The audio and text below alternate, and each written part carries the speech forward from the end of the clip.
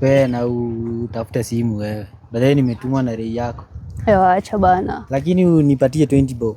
Sawa, nitakupatia. Nitakupatia. Ukose utaniona wewe. Utanitambua. Hebu nione alipo. Usisome. Wacha hii mimi ndio nitasoma. Wasichana, vijana. Kazi ni mpendano, si ndio? Yes my love, I miss you.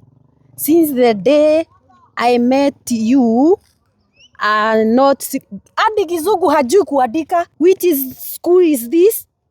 At boys, Kamogo High Boys. Yaani wewe vijana wa shuleni wameisha umepeleka mapenzi huko Kamogo High School. Ebu toka hapa. Na ulikuwa umetuma wapi? Umetumanua yako, si ndio? We msichana, Esther. Ndio maana mahesabu unashika E. Juu ya mapenzi ndio imejaa kwa hii kichwa yako, si ndio?